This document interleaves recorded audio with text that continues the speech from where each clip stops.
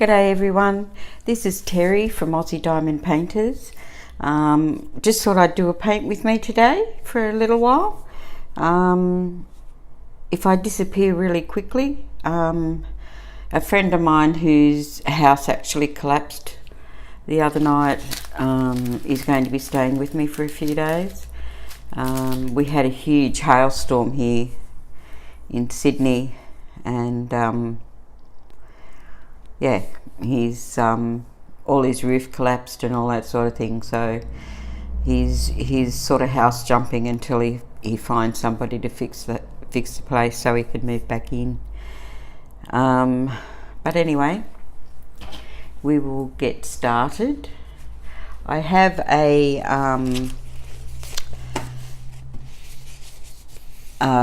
list of questions here that I've started in earlier paint with me videos, so I'll keep going on with that. If you guys have any questions that you want to ask me about my life or about Australia or anything like that, just put it down in the comments, and I'll answer it in the next paint with me video. In this diamond painting that I'm doing, I'll just show you the picture. It's a skull for a friend of mine, and you can see all the 310 in there. I have bags full of 310 sitting on my desk here, slowly getting through them. As you can see, I've done the other side of the 310s, but I've just got to keep plodding along with the 310s. It's just so many of them, but anyway, not to worry. I knew that when I bought it. He's very into skulls and things like that, so I thought this would be a good one for him. Okay, so we're up to question 177. So let's go from there and see what it drags out of me. Am I a morning person or a night owl? Well, it depends on the occasion. If it's work, definitely a morning person, but I'm also a night owl. I don't sleep that much, so I'm usually up fairly late. Burn the candle at both ends, so to speak. What time do I usually get up in the morning? Around about 5 o'clock. I like to get to work early. I got into the habit of that when my daughter was little. I work flex time, so I can be at work anytime between 7:30 and 9:30, and I can leave anytime between 3:30 and 6. So if I get in early, I can go early. And back in the day when Beck was a baby and a child, I could get home early and play with her and bath her and all that sort of thing. And I just got into the habit of doing that, and just kept on doing it. And now I can come home and diamond paint. She's 24 now, so she's very much her own person. So, and I've got her diamond painting too, so the only thing is she just comes and pinches mine to do. I don't think she's bought one yet. And she's done a few of mine. What time is my usual bedtime?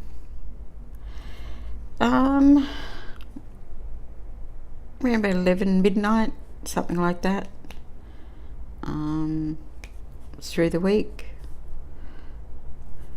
But then again, sometimes if I've had a really busy day at work, I can go to bed at 9 o'clock. So usually 11 midnight, or every now and then, as I said, I go early. What's the first thing I do when I open my eyes in the morning? I get out of bed. I get out of bed pretty quick. I'm not one of those people who can lay in bed for hours and hours. I've never been like that, so I'm up and out, and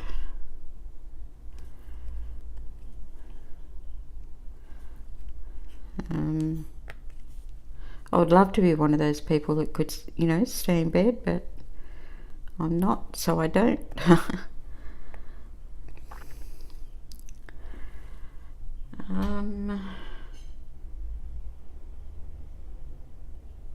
What's the first app I check when I get up in the morning?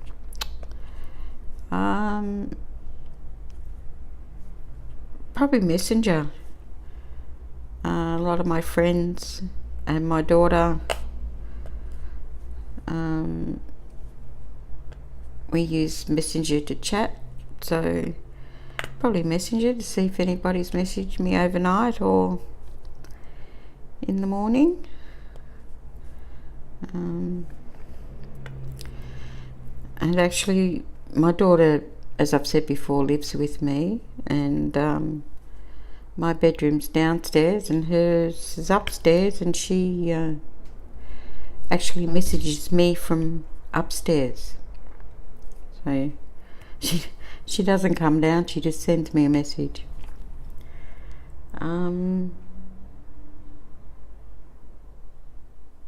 Do I usually remember my dreams in the morning?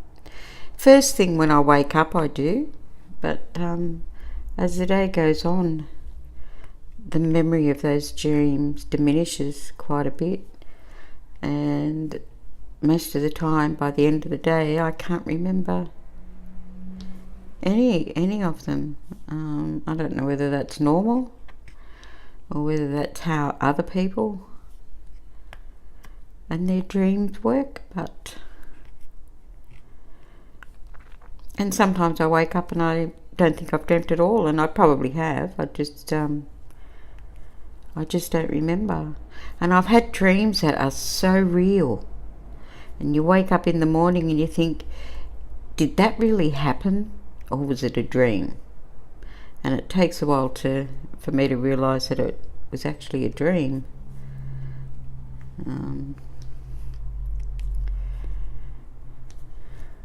Yes, and I know I'm very slow putting drills down, but as I explained the other day, I do have some issues with seeing where I've got to place them. So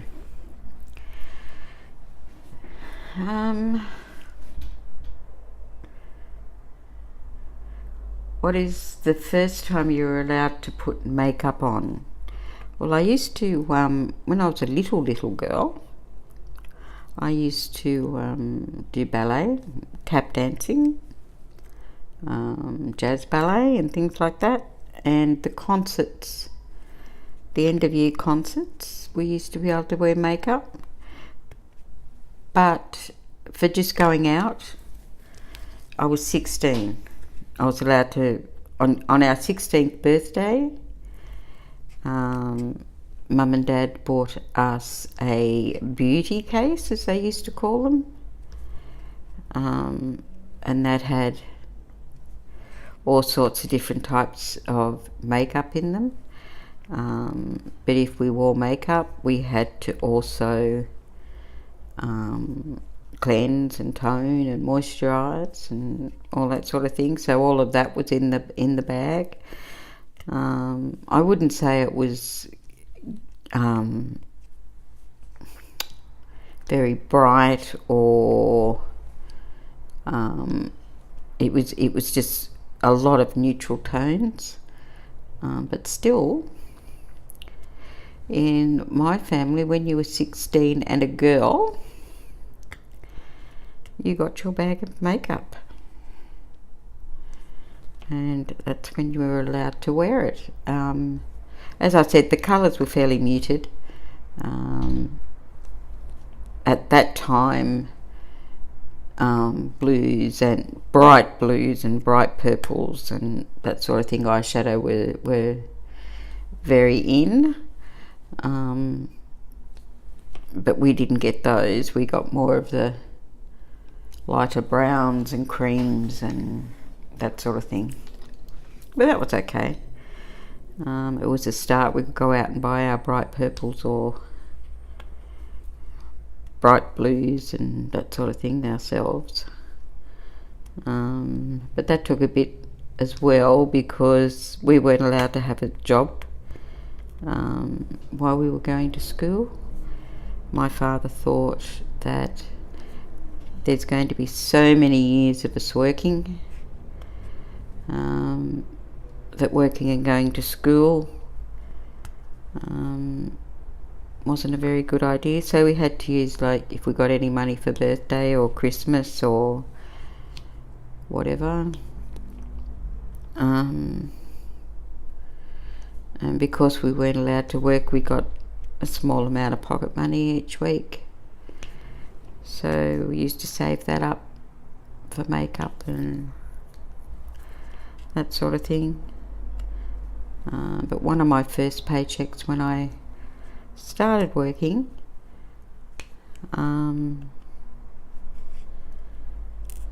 which wasn't much back in those days, as an apprentice you got very little.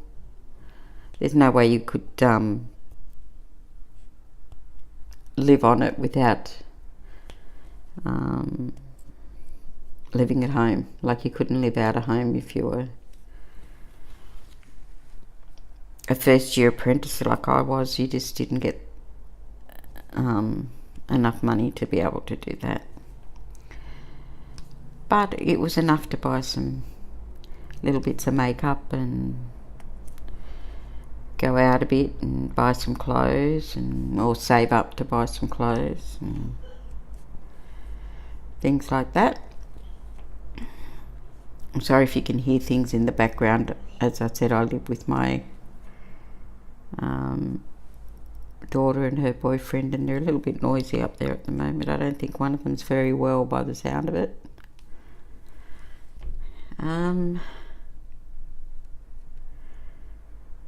What's the first book you remember reading? As I said earlier, I'm dyslexic, and it wasn't until I was in probably my 20s before anybody really realised that was my issue, that I wasn't dumb, I just couldn't read. Back in the day, it wasn't picked up at school. So they sent me to read by colour. So every letter was a different colour, and things like that. But of course, being dyslexic, that didn't help. But they didn't. Not much was known about dyslexia when I was growing up. So, and people just got called slow, or slow learners, or whatever. But I'm one of 3 children, and we all had it. Well, my brother and I both had it. My brother wasn't as badly affected as I was, but he had the read by colour lessons as well. It wasn't until I left school that I found out what the issue was, and then I started studying. Like I studied law and accounting and all sorts of things after I left school, or after I found out what the problem was and not treated it, but learned how to live with it.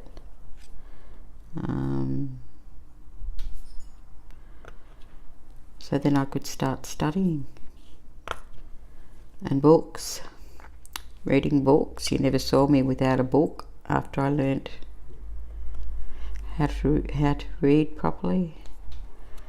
And still to this day, I've always, even though I don't have the physical books, I have them on my iPad, and I always have one, at least, the very least one book on my iPad in the Kindle app to read. And now with doing diamond painting, I actually gone to Audible, which is they read to me, so I can diamond paint and have books read to me. But I was a bit of a bookworm there for a while. I'd sit down and read a book. I'd never watch TV. I'd just be read. And I'm not into horror stories. They scare me. I'm your chicken. I watch horror movies and things like that, and I can't sleep at night after I've watched one. I'm a chicken. But give me a romance or a biography or a drama that isn't horror, and I'll read those.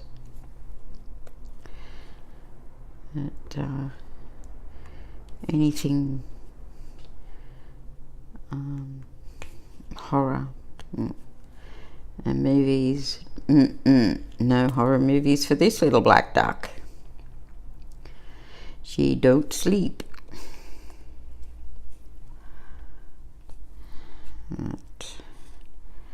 Just one of the dem there things. My daughter laughs at me. My daughter laughs at me a lot. You sit there watching a sad movie or something and tears are running down my face. I'm such a sook. And she just sits there and smiles at me.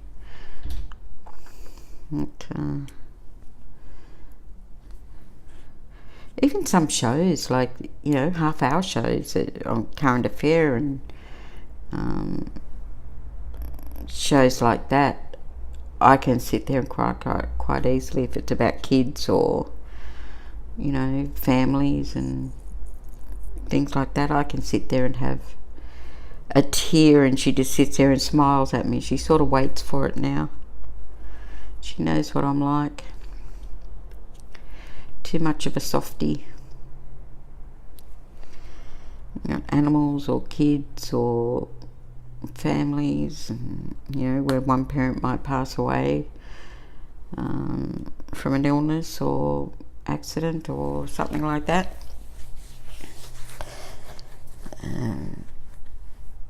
The tears start with me. So I don't know how much you can see of me doing this, so I'll just move it over a bit more so we're a little bit closer to the camera. But all I'm doing is checkerboard for the 310s. For me, the first part of the checkerboard is slow, and then when I come back to fill in the other half, it's pretty quick, and I think a lot of people are the same. What is the first book you remember reading? I don't know. Probably Cat in the Hat.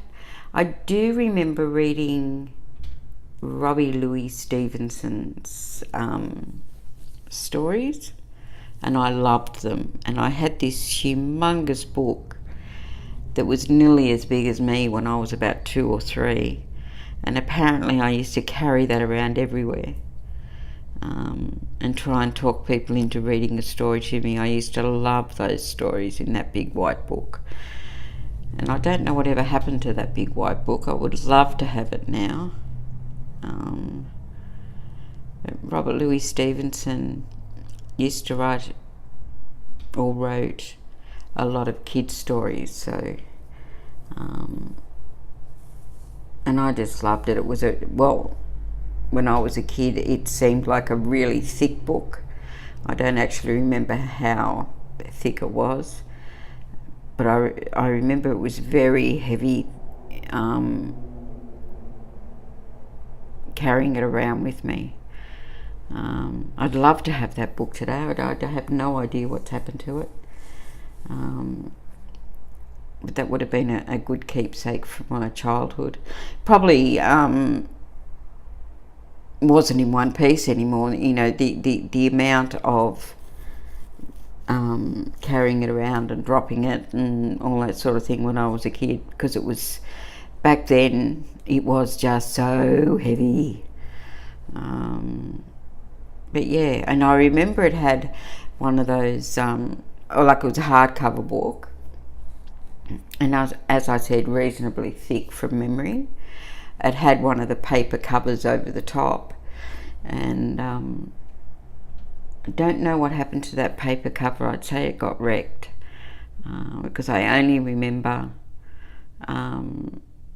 carrying around the white book. So I don't know what happened to the outside cover, but oh boy, I loved that book. I don't remember what I got the book for, whether it was birthday or Christmas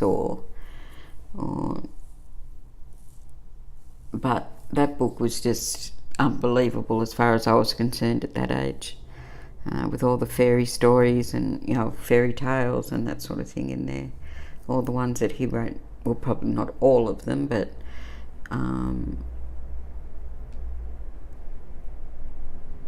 probably the most popular ones. But yeah, so that was the first book. And as I've said in previous Paint With Me, so I have very little memory of when I was a child. I do have a memory issue, and that's probably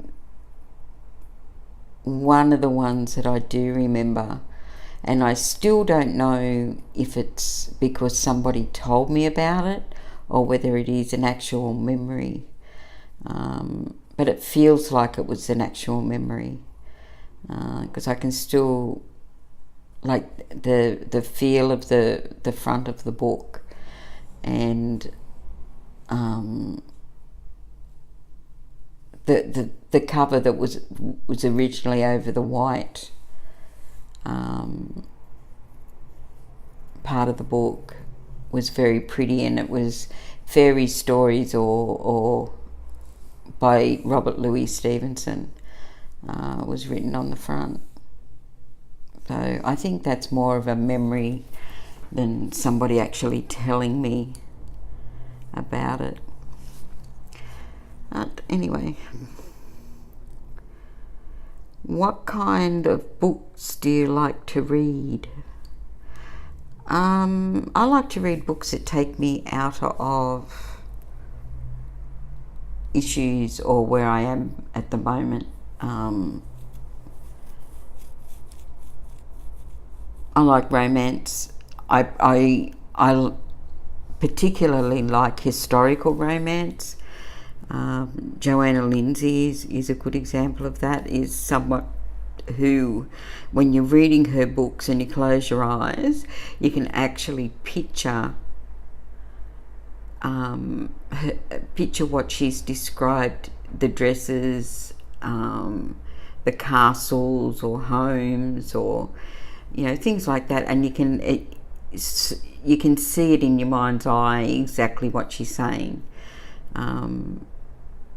Because I think I was born in the wrong era. I need those dresses with, you know, the real I don't even know what you'd call it, the real old-fashioned dresses, you know, back in the 1800s and things like that, where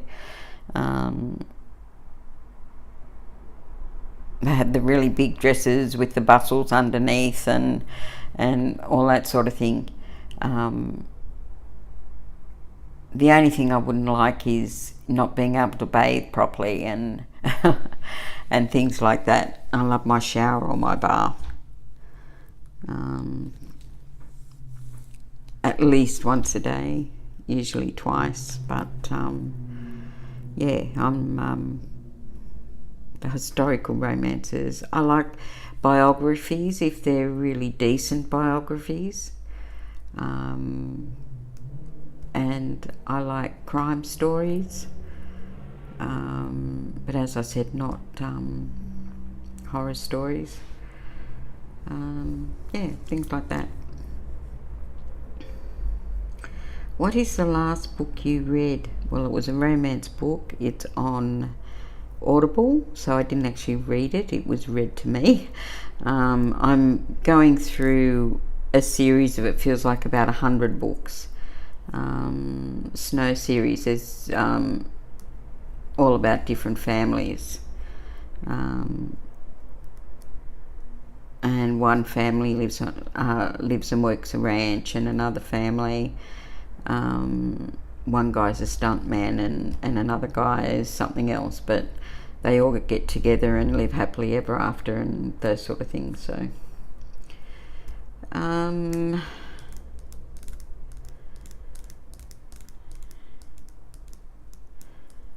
what book do you remember as being important to you? Well, I'd say that Robbie Louis Stevenson book when I was a real little kid, because I was usually very shy, but I was very outgoing as far as that book was concerned, and getting people to read it to me, and I can just see my mind's eye, this little blonde-haired curly hair girl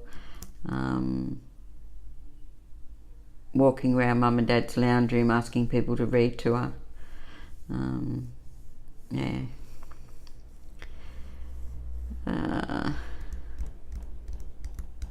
What is the last film you saw? A Star is Born. And I cried.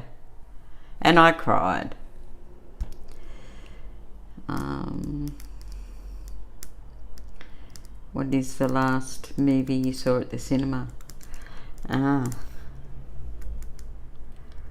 I can't remember. I know it was something with Beck, but I can't remember the name of it.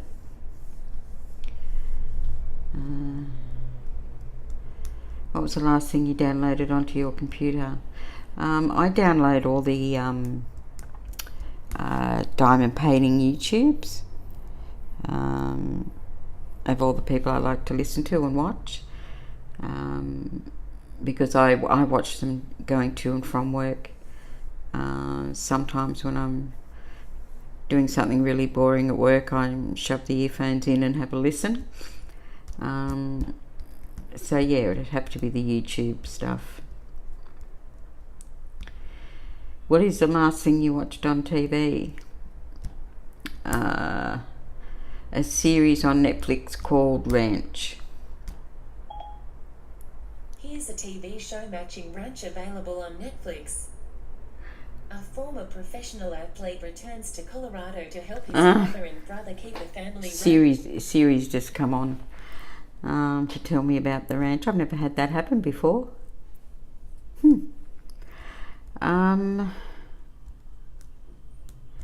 What was the strangest thing you believed as a child? I don't know. I can't remember. Strangest thing. If I remember any of these things, I'll come back and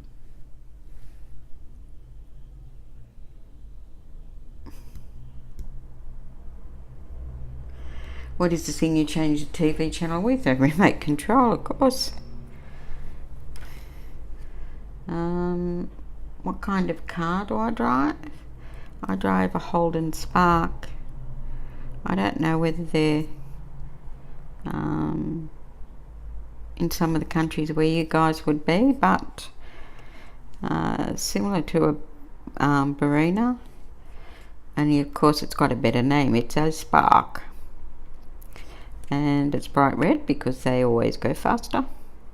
It's only a little car, because there's usually only me in it now, so I don't need a big car. I just need a little one that'll get me from A to B.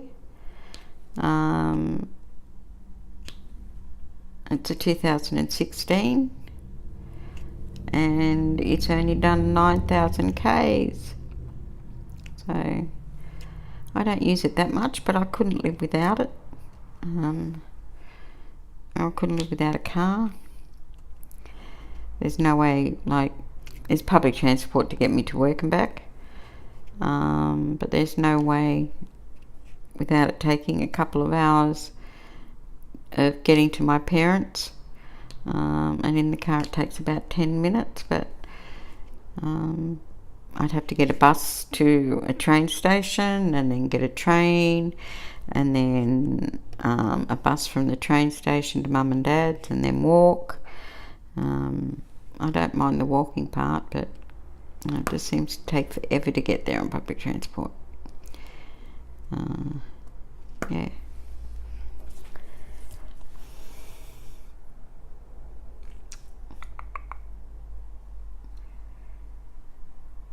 What language besides your native language would you like to be fluent in?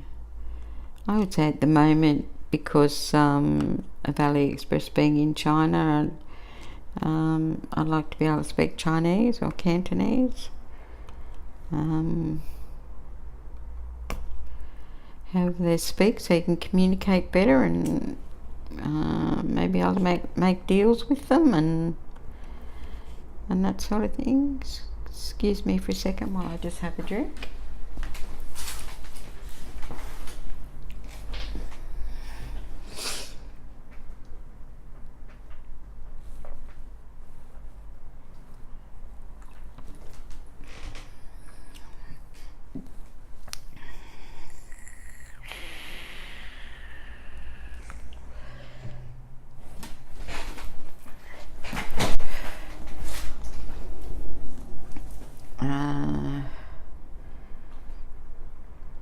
What male celebrity do you wish was your brother? My brother.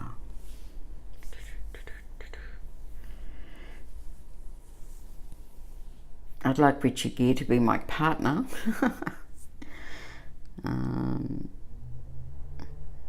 Probably, we have a singer here by the name of David Campbell.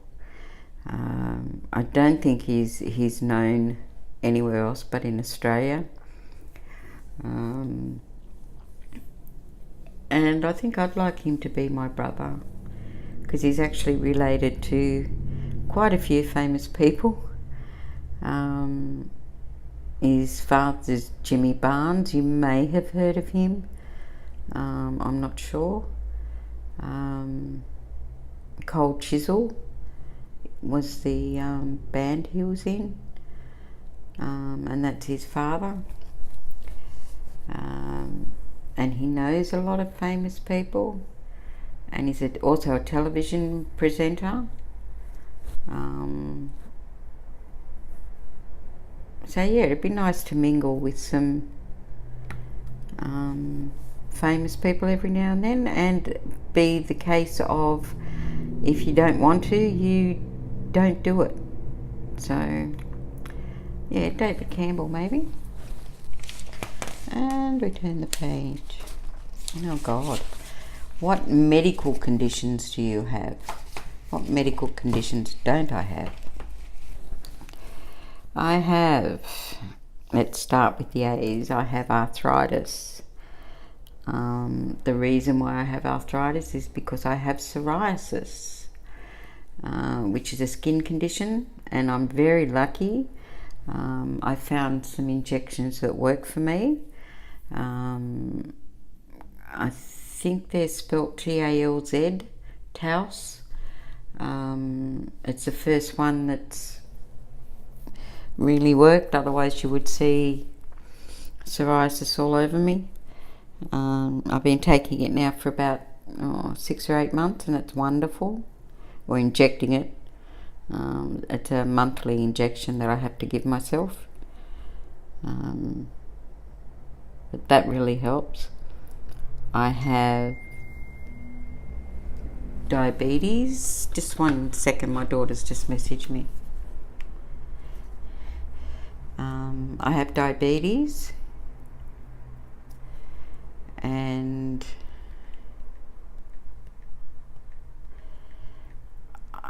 because of medication I took,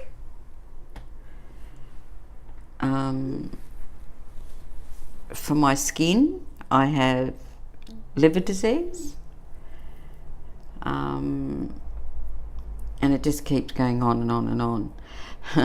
When I was 50, actually, I said to my daughter,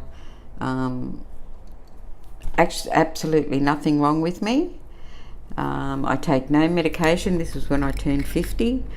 Take no medication for anything. The only thing I have is medication for my skin and vitamins. Famous last words. Since I was 50, it's been one thing after the other, after the other, after the other. Like I said, I have liver disease from, I don't drink, from medication I took for psoriasis, and that leads to other things as well, which is like, how can I explain it? Like varicose veins in your esophagus. Now, if they get too big and you cough, there's no way of stopping the bleeding, so you actually cough, and if you cough too much, you can explode one of the varicose veins in your esophagus, and you just go down like a ton of bricks and never get up. So I'm on medication for that. I rattle when I walk now, and the medication is actually a blood pressure medication. I don't have issues with high blood pressure or anything like that, but this medication can make the varicose vein things in your esophagus get smaller so that they won't explode. But yeah, that's not a fun thing to live with. Anyway, what piece of technology can you not live without? That'd be my mobile phone. Contact with my family, my daughter and everything, on the mobile phone. What position do you sleep in? I sleep on my tummy with my one arm up and sort of one arm down. What religion will you raise your children to practice? I'm not a very religious person. I believe that there's something up there, but I'm not sure what. When I was on IVF, I used to go to the Catholic Church on Sundays and go to Mass and all that sort of thing. I was asked to leave the church because I was on IVF, and the Catholic Church didn't condone people on IVF, so I was actually asked to leave. What was the best news you ever received?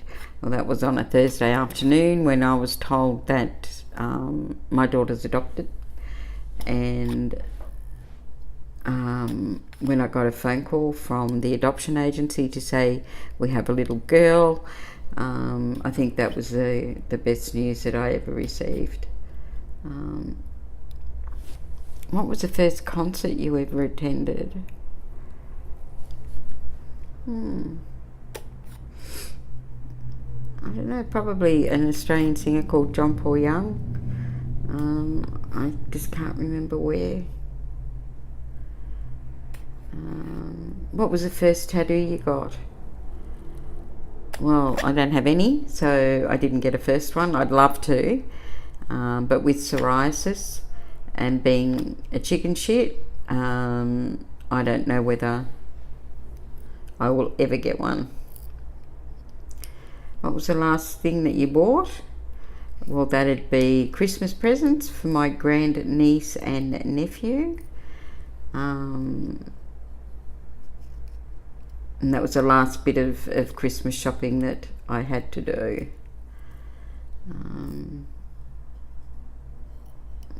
What was the most recent compliment you've received and savoured?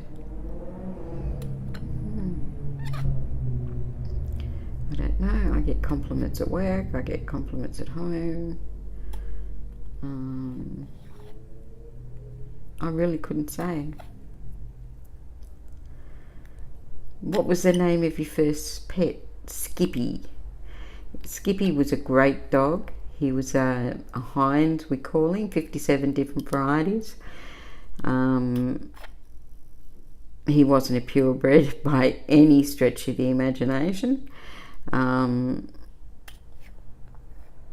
He used to walk up the street when he knew that we would be coming home from school and greet us at the top of the street and walk us home. He was just a great pet. He loved us all. But by the end, when he was getting older, apparently he used to walk around quite laboriously, if that's the type of word you use. But whenever we were around, even near the end, he was always sprightly and jumped up on us, and he was a beautiful dog.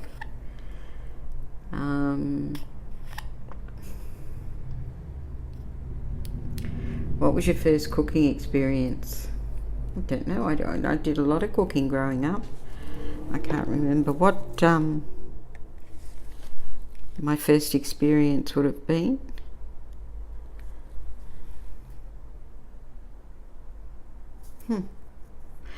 What was your first ever cell phone? Oh dear, I can't remember what you called them. It was humongous, I know that. The brick, I think they used to call it.